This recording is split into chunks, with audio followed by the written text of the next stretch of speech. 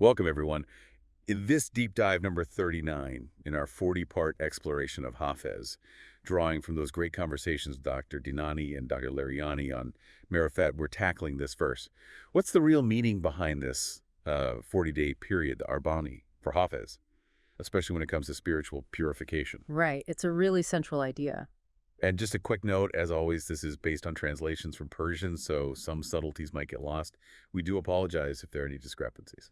Ozian, before we jump right into the verse itself, it's probably good to set the stage with Hafez's overall view, his Divan. It's more than just amazing poetry. Dr. Dinani often calls it a book of anthropology, really. Anthropology, not poetry. Well, yes, poetry, but focused squarely on the human soul. Even when Hafez uses images from nature gardens, birds, the sky, it's usually a way to shed light on our inner condition. He's fundamentally interested in what it means to be human. Okay, so the nature stuff is symbolic, pointing inward. Exactly. And a key point Dr. Dinani stresses is Hafez's belief that our heaviest responsibility is simply being human, living humanely. It's like this primal agreement, the Ahd-e Alast, the covenant we made before coming here. Wow, okay, so just embracing our humanity fully is the primary job. That's the foundation, yes. Understanding that responsibility comes before all others. And Hafez has this line, right, on Kula kunso oksutese iko kunso agh picture is ish. Which translates to? Something like, a human being doesn't just come to hand or get perfected in this dusty earthly world. Another world must be built and humanity made anew. That sounds a bit grim, like we're flawed from the start. Not necessarily grim, more like realistic. It's not pessimism, it's a call to action. He's saying that just existing physically, materially, isn't enough. We have to actively build an inner world. Okay. So cultivate the inner self, that other world. Precisely. The body, this earthly realm, is like the field, the ground, but we need to cultivate something within it. So Hafez's work is fundamentally about understanding ourselves before we can talk about training or ethics. You need the what before the how, right? Makes sense. You need to know what a human is before you can perfect it. Okay, let's dive into the verse then. Hafez yarn on a tonjafai, a traveler at dawn in a land. What's going on with the dawn, Saghir? Hafez loves the dawn.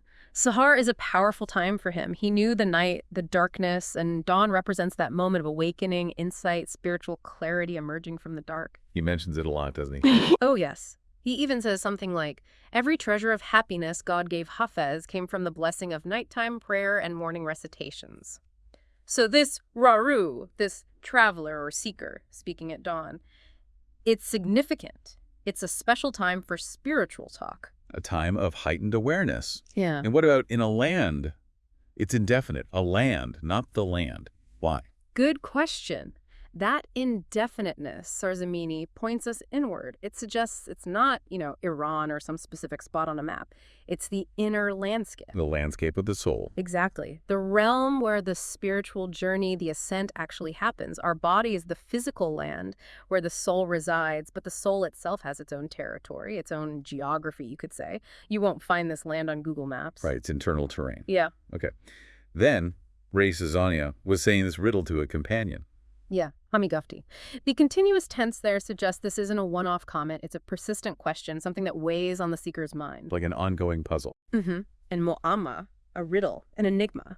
It implies a problem that needs solving, but one that comes from within. Real questions, deep questions, arise from our own being. And he shares this with a Qarini. A companion. Yes, but more than just any companion. A Qarini is someone close and intimate, someone on the same path, aligned in spirit, someone who understands the struggle. So, the seeker's grappling with a deep inner puzzle and sharing it with a kindred spirit.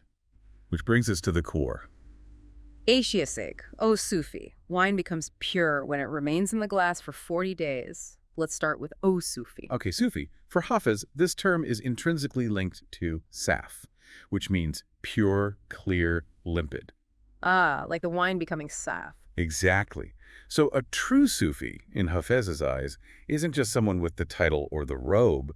It's someone whose heart is saf, pure, cleansed of negative traits, attachments, ego, all the inner clutter. It's about safai kalb, purity of heart. So it's an inner state, not an outer lobe. Absolutely. If someone calls themselves a Sufi but lacks that inner purity, Hafez would say the claim is empty, even hypocritical. Got it. And the wine. becoming pure after 40 days in the glass, the shishe. Right. So the metaphor is that wine, when first made, might be cloudy, have sediment. It needs time to settle, to clarify, to become saf, clear, pure, and potent. It needs to rest undisturbed in the container, the shishe.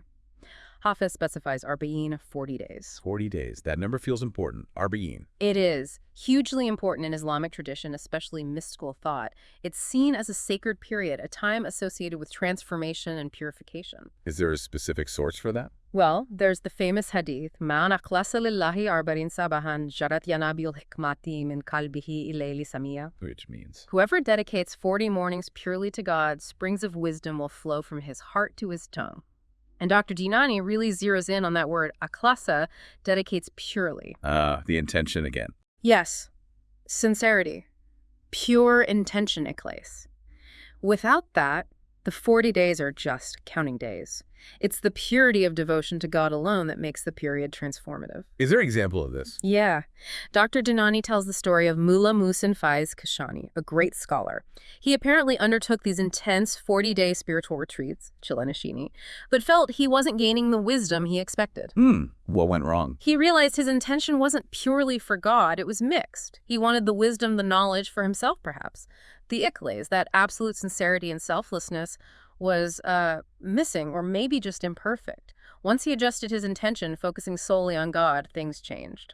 Wow. So the practice itself isn't enough. The why behind it is crucial. Absolutely critical. That's the key that unlocks the potential of the 40 days. So why 40 specifically? Is there a deeper reason for that number beyond the hadith? Well, it has Quranic roots too. Remember the story of Prophet Moses on Mount Sinai? The Quran says, Ahd-e Alast, A-A-A-E, the sea, Everu e io io is I esote ifa e hera Israel itade ke e ifa egetes. And we made an appointment with Moses for 30 nights and perfected them by adding 10, so the term of his Lord was 40 nights. Ah, okay. So it's there in the foundational text. Exactly. And while we don't need to get lost in numerology, Dad, there's a long tradition seeing numbers as having specific properties, even spiritual effects. 40 often represents a period of completion, gestation, development. Something coming to fruition, maturing. Precisely. Think about stages of embryonic development sometimes being marked in 40s or even reaching full maturity. It implies reaching a certain ripeness. Exactly. So 40 days symbolizes this period of necessary maturation, a kind of spiritual gestation needed for transformation. An inner crucible, like you said, a time for processing and refinement. A perfect way to put it.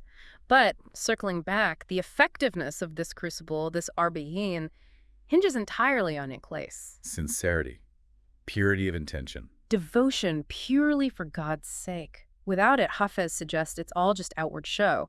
He hammers this point home again and again, rejecting hypocrisy, riyakari, and duality, mefak. These are forms of inner impurity, self-deception. He was pretty harsh on hypocrites, wasn't he? Yeah. The Zahid is Irbarast, the outwardly pious ascetic. Very. And those who just wore the Sufi cloak without the inner reality, remember his line? The Sufi's Koni isn't just pure wine. Many a dervish cloak deserves the fire. Right. He's saying the real currency of a Sufi isn't just avoiding obvious flaws, pure wine. It's genuine inner substance. Many who wear the uniform, the karke or cloak, are inwardly false and deserve judgment, fire. Given that Hafez lived in times with, let's say, less than sincere rulers and religious figures, this theme of inner truth versus outward appearance was incredibly relevant. So, the 40 days isn't a magic formula, but a symbol for the time and sincere effort needed for real inner change, cleansing the heart of impurities like hypocrisy. Exactly. The wine of the human soul, our essence, needs that dedicated period within the glass of the self, driven by pure intention to become clear, to become saf. Okay, so let's try and wrap this up. Thinking back on our discussion, based on those talks between Dr. Dinani and Dr. Larijani, Hafez really presents the human path as, well, one of deep responsibility. Responsibility to be human. Right. And that involves inner transformation. The Arba'in, the 40 days, isn't literal necessarily, but it symbolizes that crucial period of focused, intense purification. A period fueled by sincere dedication. Yeah, for the soul's wine to clear up. And it all comes back to that inner purity, safi eqwal, and selfless intention, Ikhlas. Without those, nothing else really works spiritually, in his view. Absolutely. And that's a challenging idea, isn't it? Especially today, maybe. Right. We often look for quick fixes, outward success. Yeah, immediate gratification.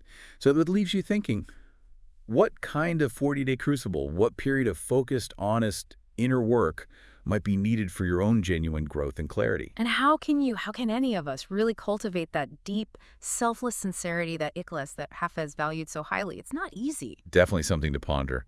We really encourage you to keep exploring Hafez's incredible depth. Thanks so much for joining us for this deep dive. Yes, thank you. May your own journey toward inner clarity be fruitful.